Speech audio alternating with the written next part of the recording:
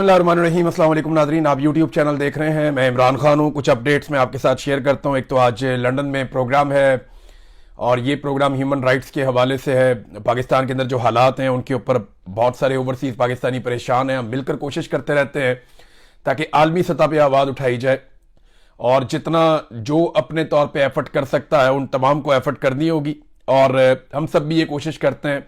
आज इसी सिलसिले की एक कड़ी है। तो जो लोग बरतानिया में मौजूद हैं वो मेरी वीडियो सुन रहे हैं तो वो हमारे प्रोग्राम में शिरकत के लिए ज़रूर आए और लंदन में ये प्रोग्राम है। अब आ जाए नाजरीन, जो करंट अफेयर्स की बड़ी खबरें हैं इस वक्त तक के लिए। एक तो जो इस्लामाबाद वाला धमाका हुआ उसके बाद से लेकर अब तक मज़ीद कोई पेशरफ जो है वो शेयर नहीं की गई। कुछ लोग ये दावा कर रहे हैं कि जो लोग जाम बहक हुए उनकी तादाद ज़्यादा है और तादाद सही तरह बताई नहीं जा रही, जबकि सरकारी सतह पर इस चीज के बारे में अभी तक कोई तस्दीक नहीं हुई। ये दहशतगर्दी का एक बड़ा खौफनाक वाकया है। पहले तलाल चौधरी ने कहा कि इसमें किसी किस्म का कोई सिक्योरिटी का मसला नहीं था, यानी उन्होंने कहा ये सिक्योरिटी की नाकामी नहीं है। ये तलाल चौधरी ने कहा जो वजीर मुमलिकत बराए दाखिला है। और उसके बाद यही बात जो इंफॉर्मेशन मिनिस्टर अता तारड़, उन्होंने भी ये बात की कि ये सिक्योरिटी का फेलियर नहीं है, सिक्योरिटी की नाकामी नहीं है। तो अगर ये खुदकुश धमाका सिक्योरिटी की नाकामी नहीं है तो फिर किसकी नाकामी है? यानी सिक्योरिटी की ही नाकामी हो सकती है कि आप सिक्योरिटी देने में नाकाम रहे और खुदकुश धमाका हो गया। आपकी इंटेलिजेंस नहीं थी, दहशतगर्द आ गए, उन्होंने आके धमाका कर दिया, फायरिंग कर दी, बहुत सारे लोगों की जानें ले ली। तो ये तो एक तरह का फेलियर है। अब इस फेलियर को आप फेलियर ना माने तो कोई क्या कर सकता है? पूरी दुनिया में आप किसी से भी पूछ लें, आप कानून की किसी किताब में पढ़ लें, सिक्योरिटी की किसी किताब में पढ़ लें, दुनिया के किसी दस्तूर को उठाकर देख लें, किसी भी पैटर्न के ऊपर आप चल पड़े, आपको यही एक लफ्ज मिलेगा और आपको ये सारे यही कहेंगे कि सिक्योरिटी का फेलियर है। और सिक्योरिटी की रिस्पॉन्सिबिलिटी जो है वो पुलिस की है, इंटेलिजेंस एजेंसीज की है, लॉ इन्फोर्समेंट की है। अब मैं हैरान होता हूं कि पाकिस्तान में अगर कोई छोटा मोटा काम भी होता है तो आसिम मुनीर साहब के नारे लग जाते हैं। ये मौजूदा रजीम ने तो ये तरीकाकार बांधा हुआ है ना, क्योंकि पाकिस्तान का सबसे ताकतवर आदमी आसिम मुनीर साहब हैं और वही सबकी जमानत है और वही उन्होंने ये जाली हुकूमत बनाई हुई है। वजीर आजम अक़वाम मुत्तहिदा में भी जाते हैं तो आसिम मुनीर का नाम लेते हैं। इकॉनमी में कुछ अच्छा बुरा हो जाता है आसिम मुनीर साहब का नाम लेते हैं। इन्वेस्टमेंट का कोई दावा आता है तो आसिम मुनीर साहब का नाम लेते हैं। फॉरेन पॉलिसी में कुछ होता है तो आसिम मुनीर का, हर जगह पे आसिम मुनीर साहब का नाम ये लेते हैं। हर उस चीज का क्रेडिट आसिम मुनीर साहब को देने की कोशिश की जाती है जिसका क्रेडिट उनका बनता ही नहीं है। यानी एक आर्मी चीफ का क्रेडिट आप इकोनॉमी में तो नहीं दे सकते ना, ज़राअत में नहीं दे सकते आप, माहौलियात में नहीं दे सकते आप। हां, आप उन्हें सिक्योरिटी के हवाले से क्रेडिट दे सकते हैं। अब हैरत की बात यह है कि क्रेडिट लेने के लिए ये हर फील्ड में हर जगह पे आ जाते हैं, लेकिन जो अपना काम है वहां पे जब नाकामी होती है तो उसका ये मलबा अपने पे लेते ही नहीं। क्रेडिट लेने के लिए पाकिस्तान में सब तैयार है, दूसरे के हिस्से का क्रेडिट भी ले लेंगे, लेकिन जिम्मेदारी लेने के लिए पाकिस्तान में कोई तैयार नहीं है।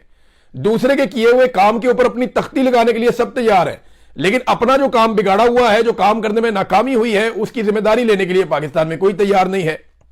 और जब तक आप ये नहीं करेंगे, अकाउंटेबल नहीं करेंगे लोगों को, तब तक आप इस लड़ाई में जीत नहीं सकते। आपको फेयर होना पड़ेगा, आपको अपने साथ मुखलिस होना पड़ेगा, आपको देखना पड़ेगा कि आप कहां पे गलती कर रहे हैं। जहां आप गलती कर रहे हैं उस गलती को आप ठीक करेंगे, उसके बाद आपके लिए आगे बढ़ने का रास्ता खुलेगा। हम गलती मानने के लिए ही तैयार नहीं है। पाकिस्तान के 2 वफाकी वुज़रा मुंह उठा के ये कह चुके हैं जनाब के इसके पीछे कोई ताल्लुक ही नहीं है, ये कोई सिक्योरिटी का फेलियर था ही नहीं। तो फिर पता नहीं है किस चीज का फेलियर था अगर ये सिक्योरिटी का फेलियर नहीं था। अब नाजरीन, अता तारड़ ने एक बात की है कि ये जो दहशतगर्दी वापस आई है इसके पीछे पीटीआई है, ये अता तारड़ ने कहा। और जब वो ये बात कर रहे थे उस वक्त वो हंस भी रहे थे। ये एक तरह की बेइज्जती होती है। मुझे अच्छी तरह याद है जब सानिया APS हुआ था तो नवाज शरीफ साहब पेशावर गए थे, उन्हें हंसना नहीं चाहिए था। मुझे बड़ी तकलीफ हुई थी, मैंने उस वक्त टीवी चैनल के ऊपर काफ़ी तनकीद भी की थी कि नवाज शरीफ को हंसना नहीं चाहिए था। वो उस वक्त वजीर आजम थे जब सानिया APS हुआ था और पेशावर में बच्चों का कत्लेआम हो गया था, तो उस वक्त उन्हें हंसना नहीं चाहिए था, वहां पर जाके उन्हें संजीदा रहना चाहिए था। इसी तरह अता तारड़ साहब को भी इस मौके पर हंसना नहीं चाहिए था, लेकिन ये मजबूर है। यानी कल मैंने वहां देखा नाचते हुए, लुडियां डालते हुए वुज़रा को पंजाब में, यानी सारे बसंत मना रहे थे उस वक्त जब लाशें उठाई जा रही थी इस्लामाबाद में। यानी कम से कम अब सरकारी सत्ता पे बंद कर देते। लोगों को देखें, लोगों ने पैसे खर्च किए, लोग भाग दौड़ कर रहे थे, लोगों की मर्जियां मनाते हैं, मनाए, शोक करते हैं, शोक करें। आम आदमी को आप क्या कह सकते हैं। लेकिन सरकार क्योंकि अवामी नुमाइंदों से बनती है, तो अवाम के नुमाइंदे जो हैं वो अवाम को जवाबदेह होते हैं और उन्हें अवाम के जज्बात का एहसास करना होता है। सरकारी सतह पे जिस तरीके से कल लुडियां डाली जा रही थी, भंगड़े और गिद्दे डाले जा रहे थे और नारे और बड़के मारी जा रही थी, ये सारी चीजें देखकर तकलीफ हो रही थी कि अभी यहां पे लाशें उठाई जा रही हैं इस्लामाबाद में। तो सरकारी सतह पे नहीं होना चाहिए था। बाकी हवा ही नहीं चली ज्यादा, और हवा चली भी है तो बसंत की हवा नहीं चली। यानी जो लाहौरी है ना, जो असल लाहौरी है, उसने बसंत को रिजेक्ट किया है। देखिए, ऑर्गेनिक चीज ऑर्गेनिक ही होती है। ये नहीं हो सकता कि आप मुंह उठा के कोई चीज अनाउंस कर दें और फिर उसके बाद आप अपनी मनमानी करें हर चीज में, और आप लाइटें लगा के सजावट करके, आप चौकों चौराहों के अंदर गुड़ियां लटका के लोहे की, और आप रोला रोला डाल के स्पॉन्सर्स के साथ मिलकर अखबारात में इश्तिहारात दे के और अपने मखसूस गुड्डे मार्केट में ला के और अपनी मनमानी करके, तो आपको लगेगा कि आप कामयाब बना लेंगे एक इवेंट को। इवेंट्स कामयाब होते हैं लोगों की शमूलियत के साथ। तो बड़ी माजरत के साथ लोगों की शमूलियत इस बसंत के अंदर वैसी नहीं थी जैसे माजी में होती थी। हाँ, लोग एक्साइटेड थे, बहुत सारे लोग, मेरे अपने दोस्त, बड़े करीबी दोस्त, वो बड़े एक्साइटेड थे। वो ये कह रहे थे कि यार बसंत आएगी, बड़े अरसे के बाद आएगी, देखेंगे। लेकिन फिर जिस तरीके से चीजों को महंगा किया गया, जिस तरीके से बसंत को कंट्रोल किया गया, वो हर आदमी जो है वो कंट्रोल तो नहीं होता कि जनाब आपने ये बार कोड है, ये वाली ये चीज है। आप ये उसूल तो आप जरूर रखें कि आप गैर कानूनी गुड्डी और डोर आप इस्तेमाल नहीं कर सकते, आप किसी के लिए खतरा नहीं बन सकते। लेकिन जिस तरीके से हुकूमत ने अपनी पकड़ दकड़ भी साथ साथ रखी हुई थी, मनपसंद लोगों को हर तरह की छूट थी, इन चीजों के साथ लोग फेडअप हो जाते हैं। लोगों को फिर आप जिम्मेदारी अगर बताते हैं तो साथ उन्हें आप इंजॉय भी करने दें। बहरहाल सरकार ने अपने तौर पे जो इंजॉयमेंट रखी थी वही हमें नजर आई है, और कोई इतने बड़े पैमाने पर गुड़ियां नहीं उड़ी। देखिए, लोग कह रहे हैं कि हवा नहीं चली, ये वाकई बात ठीक है कि हवा नहीं चली, इसकी वजह से भी बड़ा मुश्किल हो जाता है। बहुत तुनके मार मार के बंदों के कंधे और बाजू रह जाते हैं।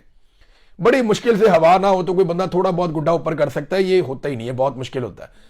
लेकिन जब हवा चली है तब गुड़ियां उड़ी है। कुछ इलाकों में ऐसा लगा कि जैसे बसंत है, लेकिन बहुत सारे इलाकों में तो फील ही नहीं आई कि बसंत हो रही है। बहुत सारे इलाकों में ऐसे फील ही नहीं आई कि बसंत हो रही है। वो लोग कहते हैं जी हमारे तो यहां पे नॉर्मल एतवार के ऊपर इससे ज्यादा गुड्डी उड़ा करती थी। तो बसंत के ऊपर तो एक अजीब ही आसमान भर जाता था। वो वाला माहौल अभी तक तो देखने को नहीं मिला, मैं जब आपसे बात कर रहा हूं। अच्छा, मैं इससे पहले कि दहशतगर्दी वाले मामले पे और जो इंजीनियर मोहम्मद अली मिर्जा साहब के हवाले से मैंने एक आपको खबर दी थी, सोशल मीडिया पे बड़ा उनके बारे में रोला पड़ा हुआ है। अब उनके हवायतियों ने एक तस्हीही क्लिप शेयर किया है और वो ये कहते हैं जी कि बसंत के हवाले से जो खबर इंजीनियर मोहम्मद अली मिर्जा के नाम से फैलाई गई वो खबर गलत है। तो ये जनाब उनके हमायती भी सामने आ गए, उन्होंने कहा नहीं जी ये गलत है। और दूसरी तरफ जो उनके मुखालिफिन है वो कह रहे हैं इंजीनियर साहब हमेशा ज्यादती करते हैं, ये भी उन्होंने किया है। तो देखिए, डंडी तो मार देते हैं इंजीनियर साहब कई दफा, ये मैं जानता हूं। अब इस मामले में इंजीनियर साहब खुद ही बताएं कि हुआ क्या था। बहरहाल उनके जो हमायती हैं वो भी एक क्लिप लेकर आए और उसमें तस्हीह कर रहे हैं कि जो इन्फॉर्मेशन इंजीनियर साहब के बारे में फैलाई गई वो इन्फॉर्मेशन गलत है। मैंने आपके सामने दोनों चीजें रख दी। अब नाजरीन, ये जो दहशतगर्दी वापस आई है इसके पीछे पीटीआई है, ये अता तारड़ साहब कह रहे हैं, तो वाकई ठीक कह रहे हैं। दहशतगर्दी तो खत्म हो गई थी, दहशतगर्दी तो थी ही नहीं, बहुत कम होती चली जा रही थी। और इमरान खान साहब के दौर में जो पॉलिसी आई, और ये एक पॉलिसी नहीं थी, तवातर के साथ पाकिस्तान कभी लड़ रहा था, कभी एंगेज कर रहा था, और पाकिस्तान ने बड़ी कुर्बानियां देके, यानी सबसे बड़ी कुर्बानी पाकिस्तान के शहरियों की है। ये कोई कहानी ना हमें सुनाए कि जनाब ज्यादा पुलिस वाले शहीद हो गए या ज्यादा फौजी शहीद हो गए। वो इस काम के लिए उन्हें चुना जाता है, वो इस काम के लिए भर्ती होते हैं।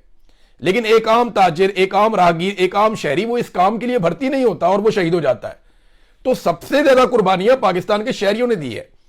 अगर आप 70,000 80,000 लाशों को आप गिने तो उनमें जो सिक्योरिटी इदारों के लोग हैं वो बहुत कम है परसेंटेज में। बहुत बड़ी तादाद में हमारे शहरी हैं जो शहीद हुए हैं दहशतगर्दी के खिलाफ लड़ाई में, और सफे अव्वल में खड़े हुए हैं, हार भी नहीं मानी। पाकिस्तान के शहरी जो है वो डट कर खड़े हुए हैं, सबसे ज्यादा उन्होंने कुर्बानियां दी हैं। ये हनीफ अब्बासी साहब का क्लिप सुन रहा था, वो कह रहे थे मुल्क की मलकियत उनकी है जो कुर्बानी देते हैं, फौज की है क्योंकि वो कुर्बानी देती है। नहीं जी नहीं, ऐसा नहीं, पुलिस भी कुर्बानी देती है।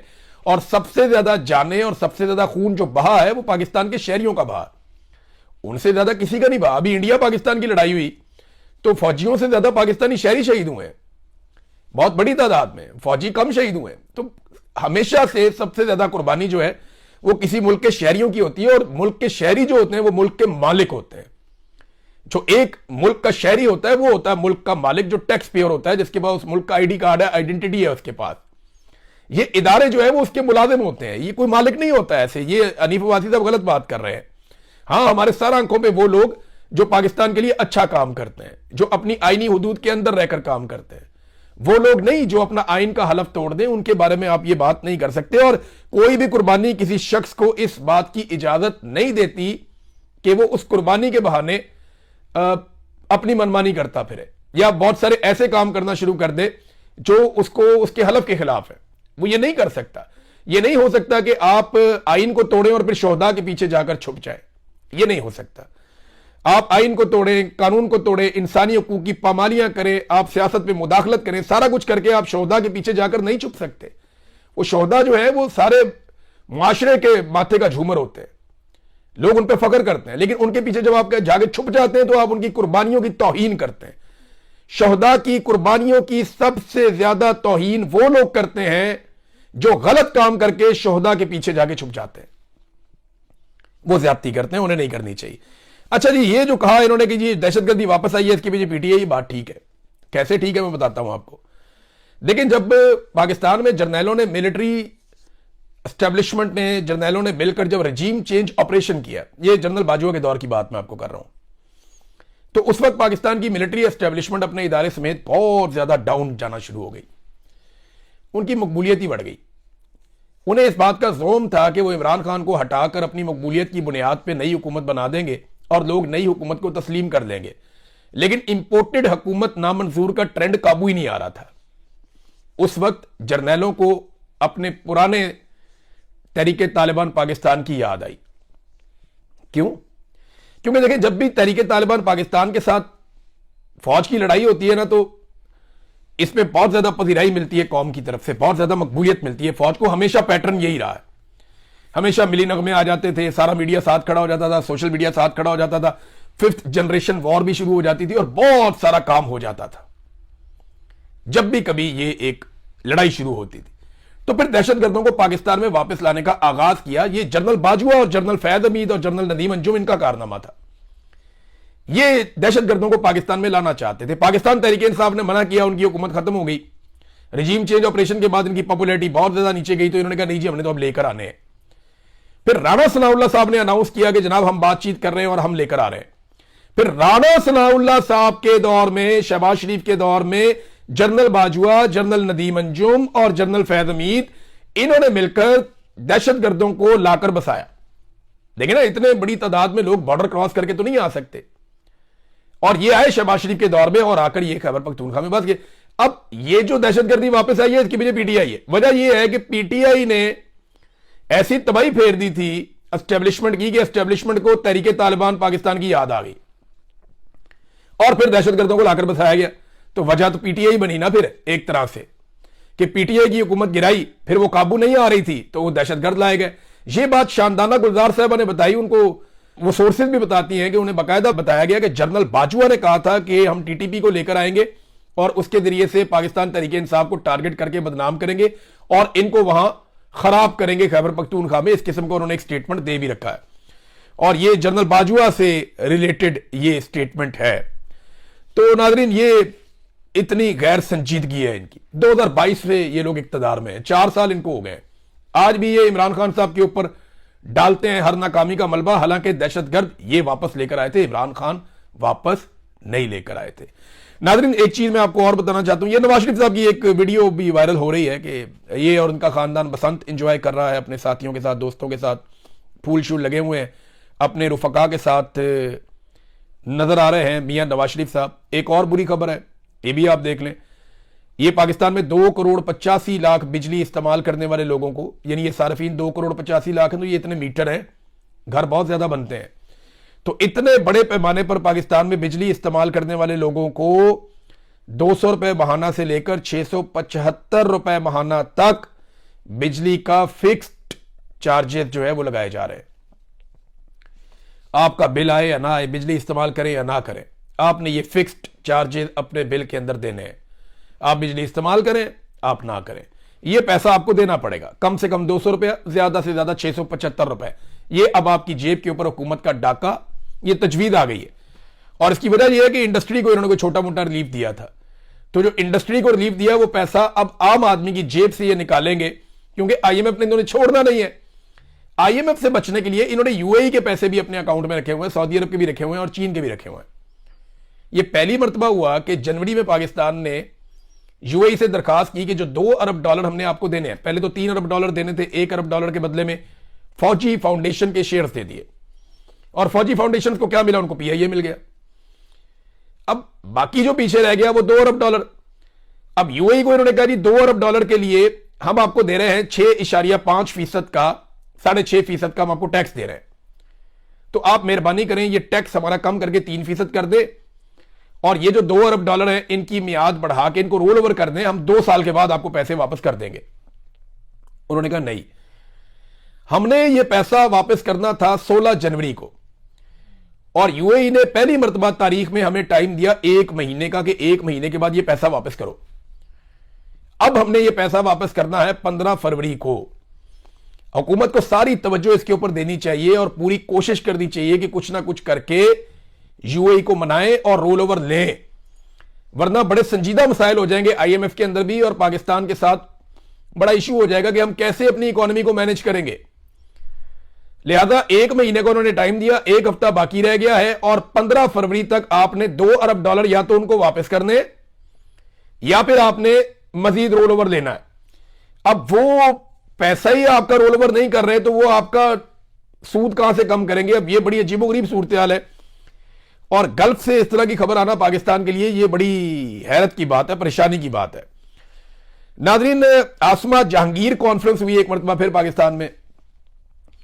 देखिए, इंसानी हकूक की बहुत बड़ी अलंबरदार थी, बहुत बड़ा नाम था, और इस नाम को हमेशा जिंदा रखा जा सकता था अगर हमेशा इसके प्लेटफॉर्म से इंसानी हकूक की बात की जाती। लेकिन जिन लोगों को स्टेज पे बिठाया गया, आसमा जहांगीर ग्रुप, जो वकील शकील हैं, ये वजीर वजूर बने हुए हैं सारे, इनके ऊपर तो बड़े बड़े एलिगेशन हैं। इन्होंने तो अदलिया को तबाह कर दिया, इन्होंने तो पाकिस्तान के आइन को पामाल कर दिया, पाकिस्तान में इंसानी हकूक की खिलाफ वर्जियों के ऊपर तो उन्हें आवाज ही नहीं उठाई। बल्कि आसमा जहांगीर कॉन्फ्रेंस में स्टेज से खड़े होकर फौजी अदालतों की तारीफ की गई, या उसको जवाब दिया गया, उसकी हमायत की गई कि जनाब फौजी अदालतें तो होंगी, फिर ये होगा वो होगा, इस तरह करके बात हुई।